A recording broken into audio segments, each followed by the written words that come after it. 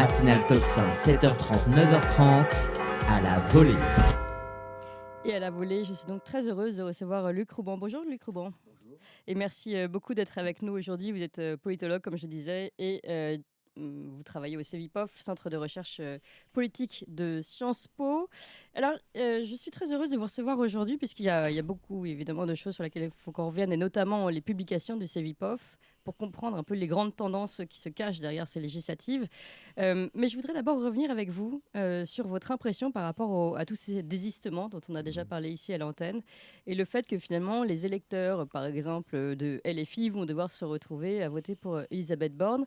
On avait déjà commenté ensemble le mécontentement, la colère qui grondait, et notamment contre la personne d'Emmanuel Macron. D'ailleurs, on va certainement y revenir. Mais est-ce que tout ce qui se passe aujourd'hui ne risque pas d'accentuer encore cette colère ? Et il est certain que cette politique de désistement systématique, ce front républicain contre le RN, s'inscrit toujours dans la même stratégie d'opposition à l'ancien Front National en réalité. Et on peut se demander d'ailleurs si cette stratégie n'est pas finalement une forme d'erreur d'analyse, parce que Oui. le RN n'est plus le FN et la situation politique a complètement changé. Et je dirais, les équilibres politiques ne sont plus les mêmes, puisque là on a quand même une avancée tout à fait historique du RN dans l'électorat au premier tour. Et il est vrai que cette situation de désistement fait revenir en force les appareils de parti, alors même, d'une part, qu'Emmanuel Macron nous avait dit qu'il fallait dépasser les appareils partisans pour aller vers l'efficacité pragmatique, etc. Et donc, on fait revenir en force cette politique très verticale des partis politiques. Et de l'autre côté, donc, des électeurs qui, d'ailleurs, sont de plus en plus individualistes, sont de moins en moins encadrés par des normes, je dirais, justement verticales ou Par des partisanes, consignes ? ou par des consignes. Donc, on ne sait pas trop ce que ça peut donner, mais est-ce que ça va donner? Certainement, c'est le sentiment, une fois de plus, que la fracture entre les citoyens, les électeurs et, disons, le peuple français d'une part, et d'autre part, le personnel politique, c'est encore élargi, c'est Et encore l'élite, accru. finalement. Enfin, l'élite, je dirais les dirigeants, parce qu'il faut séparer les dirigeants des élites. Disons les dirigeants des partis, parce que peut-être que les élites, elles sont peut-être un peu ailleurs maintenant, d'ailleurs. Mais c'est On va en vrai parler. qu'on a vraiment une fracture qui risque de s'agrandir, avec je dirais, une addition qu'il faudra payer et qui sera certainement présentée dans quelques temps. C'est-à-dire que les résultats, les conséquences de ce divorce, de cette fracture, d'abord, qui ne fait que raviver les plaies qu'on connaît dans le fonctionnement de la démocratie française, au moins depuis, je dirais grosso modo 2017, mais ça remonte un petit peu plus loin, mais globalement il y a aussi la crise des Gilets jaunes. Eh bien, cette situation ne va faire que qu'empirer. Et on va revenir sur ce qui peut arriver justement après ces élections, et c'est une situation qui empirerait.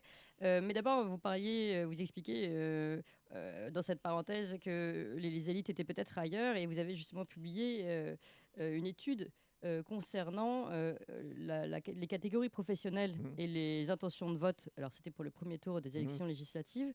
Qu'apprend-on à travers cette étude que vous avez publiée ? Écoutez, d'abord, c'est une étude qui a été, si vous voulez, c'est une analyse qui est faite sur la base de l'enquête électorale du CEVIPOF, qui est faite, alors je le rappelle quand même, parce qu'il faut le faire, parce qu'on a de nombreux partenaires avec Ipsos, Le Monde, la Fondation Jean Jaurès, l'Institut Montaigne, et maintenant on a aussi, je crois, Radio France et France Télévisions. Donc je rappelle tous les partenaires, parce que c'est des grosses opérations, on a un très gros panel, on a quand même un échantillon de près de 12 000 enquêtés, donc c'est pratiquement la seule enquête de cette taille en France et depuis longtemps. Ce que nous apprennent ces résultats, c'est que globalement, vous avez quand même effectivement une avancée du vote RN dans des catégories moyennes et supérieures. Vous avez une confirmation de ce vote dans les catégories populaires, ouvriers, employés. Vous avez, si vous voulez, alors au niveau des employés et je dirais des catégories les plus modestes, un alignement des fonctionnaires sur les salariés du privé. Donc l'idée que la fonction publique resterait je dirais, une espèce bastion de la gauche est de moins en moins vrai, Oui. sauf pour les enseignants, et encore. Et encore. Et encore, parce qu'on a à peu près, on peut estimer, allez, grosso modo, que 16, 17, 18% des enseignants, alors ça dépend quel est leur niveau, parce qu'il y a enseignants et enseignants, hein, dans les 22-23% chez les professeurs des écoles, mais un peu moins ensuite dans l'enseignement secondaire, se sont orientés soit vers le RN, soit vers Reconquête, en tous les cas pour les européennes et ensuite au premier tour des législatives. Donc si vous voulez, vous avez une expansion du vote RN qui a complètement transformé la sociologie électorale, qui n'est plus du tout celle du FN et qui n'est plus du tout ancrée uniquement dans des catégories, je dirais, ouvrières du secteur privé. Et ce qui est aussi remarquable à observer pour un sociologue ou un politiste, c'est quand même l'emprise aussi du RN dans des catégories qui, jusque-là, étaient très très peu attirées par, disons, les droites radicales au pluriel, à savoir les cadres, hein, qui sont grosso modo 20% à voter RN aujourd'hui, du privé comme du public, avec une avancée sensible dans ces catégories de ce vote depuis 2022. Donc en l'espace de 2 ans, vous avez eu de mémoire, grosso modo, par exemple, pour les cadres de la fonction publique en dehors des enseignants, on est aux alentours de 20-22%, alors qu'on était à 10% en 2022. Donc il y a vraiment une avancée, une transformation sociologique de cet électorat. Oui. Est-ce que vous voyez encore cette distinction rat des villes, rat des champs, électeurs Rassemblement national à la campagne, et en ville on est plutôt là, Alors, surtout que là ouais. on a même une nouvelle tendance en ville avec le rouge qui arrive. Oui, alors, non, alors, il faut faire attention à ça, parce qu'effectivement, statistiquement, vous avez une corrélation très forte entre, disons, vote RN ou vote pour les droites radicales et milieu rural ou périurbain, et effectivement, centre des grandes agglomérations, Paris, Lyon, Marseille, Lille, vous avez un vote pour la France Insoumise ou Oui. pour le nouveau Front Populaire. Cela étant, ça, c'est un faux ami géographique. Il faut se méfier comme de la peste des belles cartes qu'on vous présente, parce que les cartes, elles sont chatoyantes, il y a de belles couleurs, c'est sympathique, mais ça cache surtout la véritable variable d'explication qui est la variable sociologique. C'est tout simplement parce que derrière la ruralité ou derrière le centre-ville, vous avez des profils sociaux qui sont très différents. Dans les grandes villes, vous avez une concentration de diplômés, de cadres supérieurs, de situations, je dirais, enfin, une concentration aussi du capital et du patrimoine que vous ne rencontrez pas en milieu rural ou périurbain. Donc, en fait, les variables sociologiques sont en fait déterminantes et elles se traduisent géographiquement Oui, c'est ça. par des concentrations En de fait, vote. on s'appuie sur une variable sociologique Voilà. En fait, voilà. Voilà. qui rejaillit sur la géographie. Exactement. La géographie ne fait que refléter cette sociologie, elle ne la crée pas. C'est-à-dire que Oui. ce n'est pas la peine de nous rappeler que dans tel et tel territoire, au XVIe siècle, on était catholique, on était protestant. Enfin, depuis cette époque, il y a eu quand même une certaine mobilité. Certes. C'est peut-être pas tout à fait les mêmes personnes qui votent aujourd'hui. Alors, je voulais revenir avec vous sur l'analyse qu'on avait déjà eu l'occasion de faire concernant bien cette tendance générale lourde que vous aviez décrite dans votre livre concernant une forme de haine, il faut le dire, hein, je crois, contre la personne du président de la République, Emmanuel Macron. Que pensez-vous de ce qui est en train de se passer en ce moment? Et finalement, est-ce que ça ne va pas faire qu'amplifier le phénomène? Enfin, comment lisez-vous les cartes en ce moment? Bah écoutez, alors je ne sais pas si justement je peux lire les cartes ou dans le mar de café ou dans la boule de Les cristal. cartes de sondage. Ah, hein, les cartes, oui, d'accord. Hein, non, c'est vrai que si on parle vraiment je dirais, du comportement du président de la République ou de sa décision de dissoudre, c'est vrai qu'elle a été largement incomprise, elle a suscité beaucoup de réactions négatives. Elle a pris de court aussi tous les appareils partisans qui d'ailleurs n'ont pas pu faire une campagne très longue et très organisée. Mais c'est vrai qu'on rentre dans je dirais, une séquence très curieuse où dans le fond, vous avez eu à la fois une course au réalisme, c'est-à-dire que vous avez d'un côté Emmanuel Macron et disons Renaissance qui disent, ben voilà, nous sommes les défenseurs d'un réalisme économique, budgétaire et financier international. Bon, ce qui est un argument qui est tout à fait défendable. De l'autre côté, effectivement, vous avez le RN qui défend plutôt un réalisme de proximité, de vie quotidienne et je dirais de pratiques sociales immédiates. Hein, et c'est un argument qui se défend tout à fait aussi. Donc vous avez une véritable confrontation dans ces législatives qui sont en fait pratiquement une présidentielle non avouée. Oui. Implicite en quelque sorte.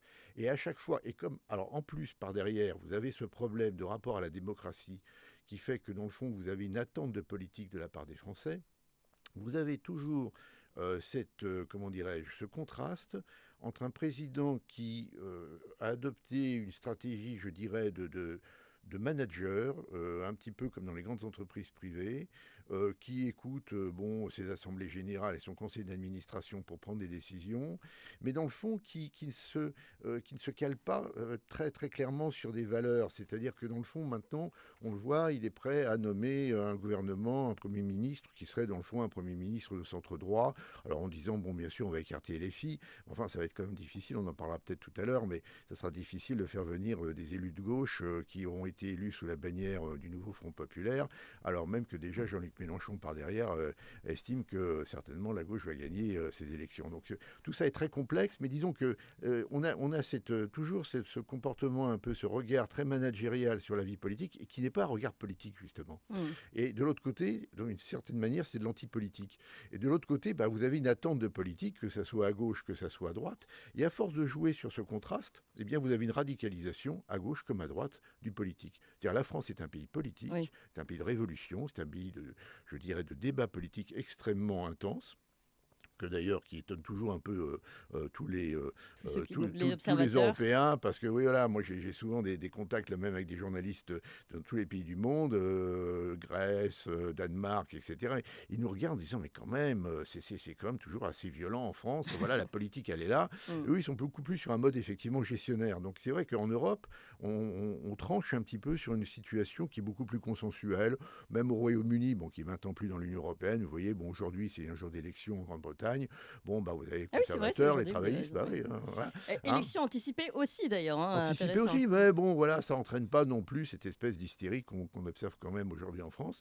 Parce qu'en France, il y a quand même cette attente de politique qui a été comprimée, compressée, réprimée depuis des années, qui ne se traduit plus par des référendums. Donc la pratique de la Ve République, elle est quand même complètement, je dirais, déformée. On n'est plus du tout dans la pratique gaullienne, alors même que beaucoup d'acteurs politiques se réclament du gaullisme en disant, voilà, avec nous, ça va être le retour du gaullisme. Sauf que pour l'instant, on est quand même toujours dans une situation de concentration du pouvoir à l'Élysée, d'absence de démocratie directe, et encore, comme je me répète, mais encore une fois de plus, de manœuvre des appareils sur le dos des électeurs, ce qui, comme une fois de plus, je le répète aussi, risque de se payer très cher. Mais justement, si on continue de mettre ce couvercle de manœuvre, de magouille, de partisane, on va dire, et d'appareils sur la marmite du politique, qui, comme vous l'expliquez, est refoulé, est-ce que ce politique peut rejaillir violemment, comme une marmite qui exploserait, et peut-être aussi par la rue, puisque finalement, à force, la colère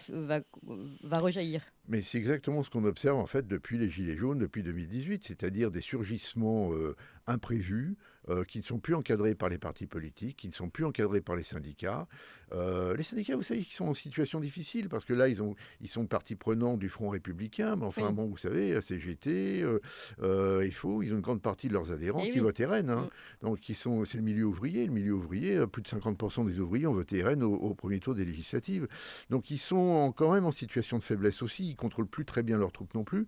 Donc, effectivement, on n'est plus à l'abri de ce genre de surgissements qui peuvent être très violents, plus ou moins insurrectionnels, à droite comme à gauche, parce que justement, il n'y aura plus d'encadrement et que l'idée d'avoir des représentants qui risquent de vous trahir une fois de plus va ressortir comme elle était sortie avec les Gilets jaunes en 2018-2019, ce qui était très très clair dans les propos des uns et des autres qui ne voulaient surtout pas avoir de représentants. Mais en fait, si on voulait être un vrai stratège politique, mais bon, on va revenir d'ailleurs sur le fait qu'aujourd'hui, il n'y en a peut-être plus beaucoup qui font de la politique, mais qui sont plus dans la gestion ou les appareils, un vrai stratège politique pourrait laisser faire s'installer le parti qui est victorieux aujourd'hui, le Rassemblement national, et le voir tout simplement et le prendre dans ses contradictions ou dans ses erreurs, finalement, jouer le jeu de la démocratie. Et peut-être que la colère se calmerait, puisqu'on verrait à l'action les personnes qu'on pense comme étant aujourd'hui l'opposant numéro 1. Pour ça, il faudrait quand même peut-être aussi modifier le mode de scrutin. C'est-à-dire qu'à partir du moment où vous avez un système à 2 tours, il est évident qu'après le premier tour, vous avez des alliances, des ralliements, des manœuvres d'appareil dans chaque circonscription. raison, parce que et vous avez des professionnels de la politique qui sont bien obligés de protéger aussi leur avenir personnel. C'est ça. Parce que c'est pas simplement, c'est aussi alimentaire la politique. C'est pas simplement là, une question de valeur. C'est plutôt l'appel de la gamelle qu'on a l'impression de remarquer en ce moment. Une gamelle qu'on préfère être bien remplie avec de bonnes choses. Donc, si vous voulez, le problème, il est là. Donc, il faudrait peut-être passer à ce moment-là à un système de scrutin proportionnel. Et donc, ça nous donnerait le résultat, grosso modo, des européennes. Bon, et là, effectivement, ça trancherait le débat tout de suite. Alors, après, ça pose quand même la question de nommer un gouvernement, de voir si vraiment il y a une majorité absolue qui émerge de ces élections. Et ça, c'est un autre problème. Parce qu'effectivement, la proportionnelle implique une possibilité de faire des coalitions. Et donc, cette question de coalition amène la question de savoir quel est l'espace politique des uns et des autres. Alors, on voit bien que du côté du RN, qui a une politique de recentrage, une politique de modération dans ses positions à l'Assemblée nationale. L'espace, c'est l'espace des droites qui l'occupe presque complètement, puisque globalement, aujourd'hui, Reconquête, qui est à sa droite d'ailleurs maintenant, a été, je dirais, écrasé et n'est plus qu'une force d'appoint. Et les LR n'existent pratiquement plus. Donc on l'a bien vu avec Éric Ciotti, qui l'a bien compris d'ailleurs, c'est pour ça qu'il s'est rallié au parce RN. d'ailleurs, avant, il se bouchait le nez comme les autres. Voilà, bon. Mais globalement, et puis on sait très bien que du côté des électeurs LR, vous avez une très grande convergence de valeurs et de je dirais, de convictions avec les électeurs RN. Bon, sauf peut-être sur un point qui est la question économique et budgétaire, parce qu'eux, ils sont beaucoup plus néolibéraux et le RN semble plus généreux sur le plan social et sur le plan budgétaire. Mais globalement, ils sont tout à fait compatibles. Donc vous avez cette possibilité de coalition, ce qui va peut-être arriver si le RN, ce qui est très vraisemblable, n'a pas la majorité absolue dimanche soir. Donc on a une possibilité peut-être de coalition de ce côté-là. Après, de l'autre côté, c'est compliqué parce que si vous voulez, et c'est là où effectivement c'est toujours complexe parce que c'est que le macronisme, dans le fond, c'est l'héritier d'un centrisme qui n'a jamais été stabilisé en France. Parce que le centrisme en France a toujours versé vers la droite. Donc une droite plutôt notabilière, une droite bourgeoise. C'est un petit peu le précédent de Valéry Giscard d'Estaing dans les années 70. Européiste. Voilà, pro-européen, qui finit par... qui parle... Mais avec quand même des réseaux importants de notables, d'élus locaux. Ça, c'était le giscardisme. En revanche, chez Emmanuel Macron, il a créé un centrisme sans élus locaux, puisqu'il ne s'entend pas du tout avec Gérard Larcher, il ne s'entend pas avec le Sénat, il ne s'entend pas avec les élus locaux. Donc il est très seul. Donc il est à la manœuvre, mais très isolé, très seul. Un centrisme qui lui-même est passé à droite avec la réforme des retraites, avec la réforme des indemnités chômage. Une certaine réforme aussi de la loi des mesures juridiques en matière d'immigration. Mais globalement, donc, on a une instabilité très forte et surtout une instabilité électorale. Parce que là, on voit bien qu'une partie de l'électorat socialiste, ex-socialiste du macronisme est reparti du côté de la gauche et l'électorat de droite est aussi reparti en partie du côté de la droite, voire de l'extrême droite. Ce qui va poser un vrai problème quand il y aura les fameux duels nés des désistements dans chaque circonscription.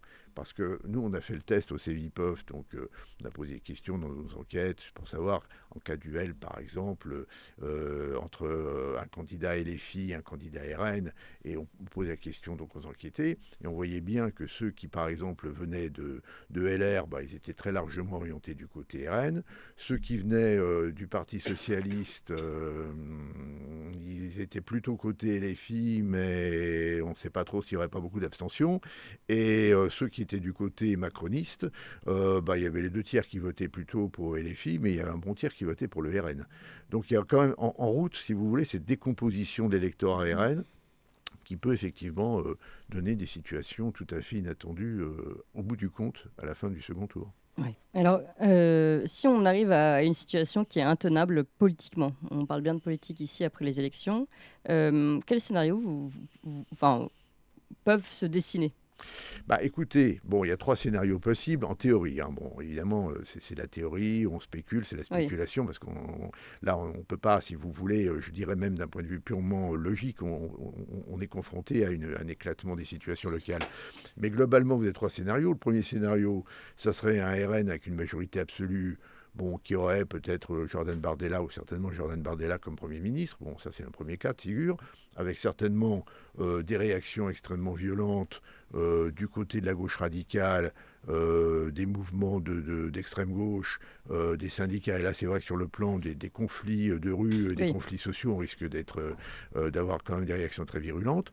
Deuxième scénario, le RN n'a pas la majorité, à mon avis, c'est le plus vraisemblable, n'a pas la majorité absolue, mais une grosse majorité relative. Il peut s'associer au LR dans une coalition gouvernementale de droite. Ce qui lui permettrait aussi, parce qu'il est quand même faible sur le RN est faible, si vous voulez, parce qu'il n'a pas beaucoup de réseau dans le milieu des élites, que ce soit la haute fonction publique ou que ce soit le patronat. Et donc l'alliance avec le LR, avec les Républicains, lui apporterait ces cette réseaux. assise. Bon, Oui. voilà. Même Donc, si on lit pas mal d'articles en ce moment sur le fait qu'il y ait pas mal de cette élite, on va dire, de ces hauts cadres de l'administration, etc., qui rejoignent progressivement les idées, en tout cas, du en tous les Rassemblement. cas, s'ils ne rejoignent pas, de toute façon, si vous voulez, le fait est qu'à partir du moment où un parti, enfin un gouvernement est dominant, il a été élu constitutionnellement, respectant les règles de droit de manière démocratique, il n'y a aucune raison de ne pas lui obéir. Après, on verra pour la mise en œuvre, ça c'est encore autre chose, mais si vous voulez, a priori, on ne voit pas pourquoi l'appareil d'État dira, non, on ne va pas obéir à un Premier ministre du RN. Donc, si vous voulez, donc ça c'est le deuxième scénario. Troisième scénario, une majorité relative, mais relativement faible. Et ça, c'est quand même aussi probable.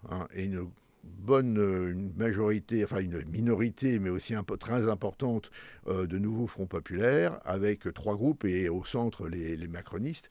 Et alors là, on va vers l'inconnu, parce que là, il va falloir nommer un gouvernement.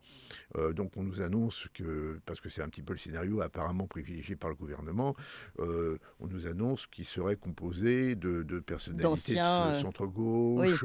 Mais alors là, moi, je vois pas très bien. On a entendu François Hollande dire qu'il faudrait une personne de consensus, on pense peut-être à lui-même. C'est-à-dire lui, voilà. Bon, il prépare déjà la présidentielle de 2027 en se disant, après tout, je serai le candidat à la social-démocratie, sauf que la social-démocratie, elle s'est mise au service de la France insoumise. Et d'ailleurs, je pense qu'une grande partie, je ne me contente pas de penser, on l'observe, qu'une grande partie, on l'observe dans les enquêtes, une grande partie des électeurs de sociodémocrates, de gauche modérée, socialistes, n'ont pas du tout apprécié le ralliement, et je dirais la soumission, par exemple, de Raphaël Glucksmann et d'Olivier Faure à LFI, parce que dans le fond, à l'issue des européennes, Raphaël Glucksmann a eu 14%, Manon Aubry a eu 9%, et là on voit bien que dans le fond, le nouveau Front populaire a été pris en main tout de suite par Mélenchon et puis ses collaborateurs les plus proches, M. Bompard, Mme Panot, etc. Et donc par conséquent, on sait très bien qu'une alliance avec un centre-gauche qui sera obligé de prendre en considération le programme du nouveau Front populaire, qui lui-même est un programme quand même de gauche vraiment radical, notamment sur le plan budgétaire, et notamment aussi sur le plan des retraites, et notamment sur un certain nombre de mesures fiscales, parce que c'est ça aussi quand même l'enjeu central, retour de l'impôt sur la fortune, etc. Ils devront s'associer avec des gens qui disent exactement le contraire. Donc on ne voit vraiment pas comment ils vont pouvoir s'en sortir, à moins de tomber à nouveau dans une espèce de 4e République d'un nouveau style, ce qui sera quand même aussi un des grands succès du macronisme. Alors, parlons de ce succès, entre guillemets, du macronisme, la disparition des politiques et la stratégie managériale dont vous parlez, finalement. On se rend compte que peut-être que tout ça, je ne sais pas si c'est organisé pour ça, mais si vous dites qu'on arrive à un gouvernement à majorité faible, finalement, on va avoir un gouvernement de techniciens, d'experts, qui rien ne va pouvoir politiquement rejaillir de tout cela. Et finalement, on continue dans la ligne d'Emmanuel Macron. Et hier, nous recevions un prof de droit, Guylain Benessa, et François Coq, qui lui, membre du parti de gauche, qui était le conseiller d'Arnaud Montebourg, qui nous expliquait qu'en fait, dans cette tendance un peu de gouvernement de techniciens, on ne fait que de continuer dans la ligne macroniste, qui elle-même tend vers la ligne bruxelloise, finalement, et que le gouvernement serait presque directement à la solde de Bruxelles. Est-ce que vous êtes d'accord sur cette analyse ? Oui et non, parce que le problème, si vous voulez ça, il faudrait que ce gouvernement de techniciens... vous savez, le gouvernement technicien, ça n'existe pas. Bon, en fait, ça n'existe pas. Ça existe. Ou alors ils font rien. Ou alors ce sont des techniciens qui ne font rien. C'est-à-dire, c'est pas des techniciens en fait. Bon, non. Voilà. Donc il y a même pas de technique. Voilà, dans le sens apolitique. Mais si vous voulez, vu l'état de l'opinion, si vous voulez, qui attend des réformes, parce qu'il y a des enjeux fondamentaux, parce que dans le fond, tout ce qu'on observe, c'est quoi ? Ce sont les conséquences politiques de grands problèmes sociaux qui n'ont pas été réglés.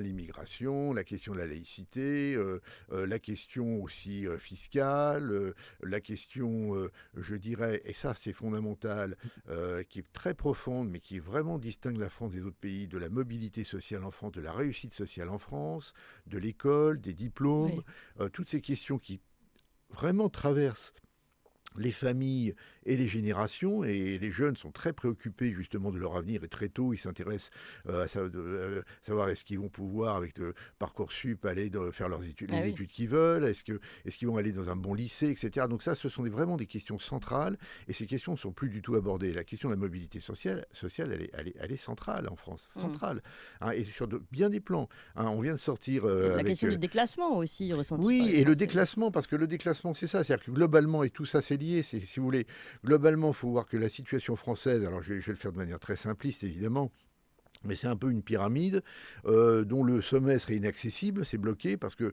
les voies d'accès sont relativement limitées, elles sont très contrôlées. Hein, et dans le fond, le bas, il est ouvert parce qu'il est ouvert à la mondialisation avec des personnes notamment de petite classe moyenne qui voient bien que les diplômes n'ont plus la valeur qu'ils avaient autrefois. Le travail n'a plus la valeur. Le travail n'est pas reconnu et ça, c'est vraiment... Alors là, nous, vous savez, dans le baromètre de la confiance politique du CEVIPOF, on a vraiment fait des comparaisons avec l'Allemagne, l'Italie, la Pologne, etc. C'est quand même la France. C'est quand même en France où ce travail est le moins bien reconnu, quelle que soit, je dirais, la catégorie socio-professionnelle, et y compris chez les cadres. Donc vous avez ce sentiment de non-reconnaissance, de mépris social, d'absence de mobilité. Vous savez, vous avez une appétence, en fait, pour l'autonomie en France, chez beaucoup de salariés, chez beaucoup d'indépendants.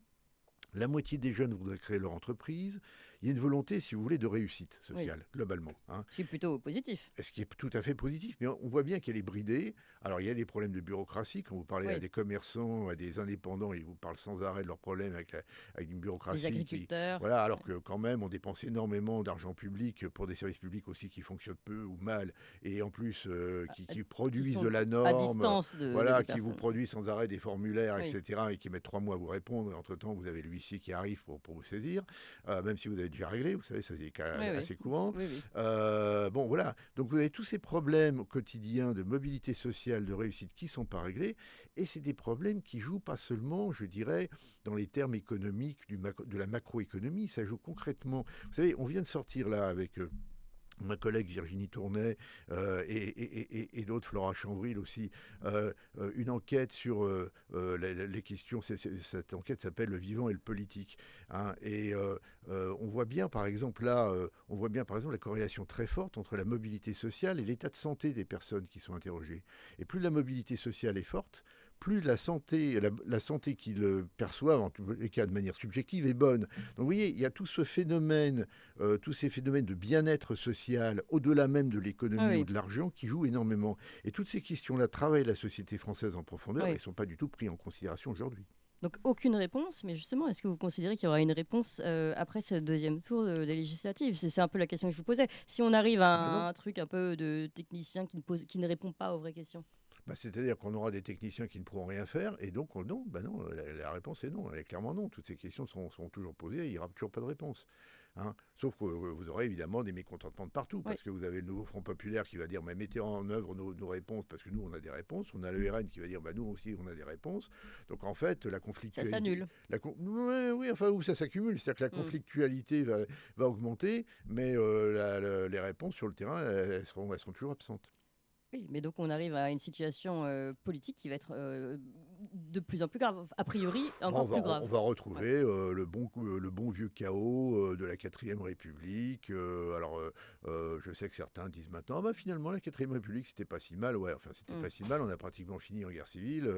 Et on était bien content de trouver De Gaulle pour sauver la situation. Et la 4e République, on voyait bien en effet les biais, en tout cas des partis politiques qui jouent leur système d'appareil. Oui, et le problème c'est que là, sous la 4e, à la fin des années 50, on a quand même des personnalités de premier plan, et on a le général de Gaulle notamment, mais il n'y a pas que lui, mais des personnalités politiques de premier plan qui pouvaient, si vous voulez, Oui, qui pouvait à la fois reprendre les choses en main et assurer une certaine cohésion et assurer une certaine autorité politique. Et c'est plus le cas aujourd'hui. Oui, c'est justement la dernière question sur laquelle je voulais aller, Luc Rouban, parce que dans tout votre livre, hein, que je rappelle le titre, et je pense qu'il est vraiment essentiel pour comprendre les phénomènes de fond de ce qui se passe en ce moment, les racines sociales de la violence politique, aux éditions de l'Aube. Vous parlez donc de cette absence de politique qui est notamment incarnée par Emmanuel Macron, mais vous l'expliquez bien, ça n'a pas commencé avec Emmanuel Macron. Sauf que Emmanuel Macron a peut-être, Catalysé. Voilà, catalysé le phénomène avec cette gestion notamment managériale, mais techno-managériale, on va dire. Ouais.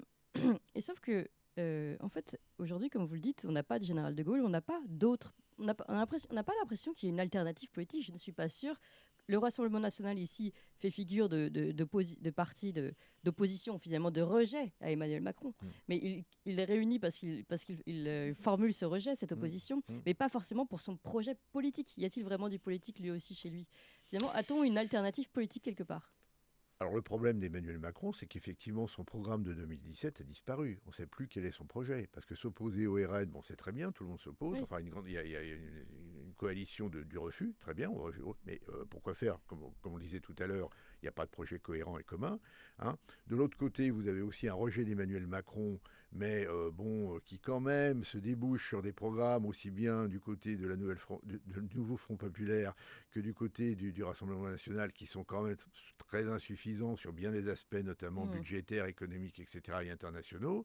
Donc on a une politique par défaut. Donc Oui, on a c'est des ça. gens qui votent par défaut. De rejet plus que de projet. De rejet plus que de projet. Pas de personnalité politique de premier plan. Et disons-le clairement, un personnel politique d'une grande médiocrité. Hein. Oui. Une grande médiocrité. C'est peut-être l'origine du mal. Oui, ou c'est peut-être aussi, oui, parce que c'est vrai que dans le fond, mais il ne faut pas non plus leur imputer ça sur le terrain personnel. Moi je réagirais plutôt en sociologue, je dirais que c'est plutôt aussi un effet de système, c'est-à-dire que les vraies élites aujourd'hui vont dans le secteur privé. Hein. Elles vont de moins en moins d'ailleurs dans la haute fonction publique, parce qu'avant vous aviez quand même eu un recrutement, un vivier qui était offert par la haute fonction publique, Oui, et c'est quand même beaucoup moins le cas aujourd'hui. Hein. On a bien vu l'arrivée des nouveaux impétrants, des nouveaux députés macronistes en 2017 ou même en 2022.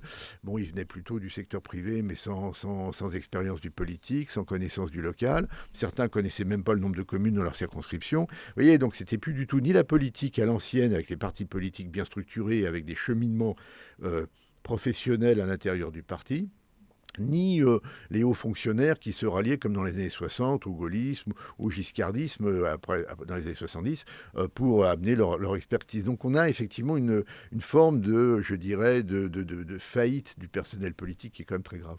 Et pour conclure, le vœu que l'on peut souhaiter pour finalement calmer cette situation et puis si possible, arranger la situation des Français. Vous avez parlé tout à l'heure des mots qui traversaient notre société, et ils sont très forts. Et ces ressentiments qui passent aujourd'hui par le vote RN, finalement, pourraient être exprimés autrement. Comment peut-on revenir aux politiques, lâcher cette stratégie tout managériale, tout est techno-managériale? Vous savez, il n'y a pas grand-chose à faire pour l'instant. Pour l'instant, il faut que le temps fasse son travail, c'est-à-dire qu'il faut qu'on passe à la nouvelle élection présidentielle, en fait, je pense, tout simplement, parce que c'est quand même l'élection centrale dans la vie politique française. C'est elle qui va vraiment permettre, je dirais, une redistribution des cartes, et donc certainement avec une nouvelle dissolution à la clé, et donc de nouvelles élections législatives. Et il faut revenir aux pratiques, je dirais, originelles de la Ve République, qui marchent quand même sur deux pieds, c'est-à-dire la démocratie représentative d'un côté, la démocratie directe de l'autre. Hein. Et là, ne pas oublier la démocratie directe. Voilà, exactement. Et là, on marche. C'est une Ve République qui à cloche-pied là pour l'instant. Eh bien, merci beaucoup, Luc Rouban. Je rappelle, politologue, directeur de recherche au CNRS, aussi au Centre de recherche politique de Sciences Po, le CEVIPOF, et auteur de cet ouvrage fondateur, Les racines sociales de la violence politique, aux éditions de l'Aube. Merci beaucoup pour votre analyse.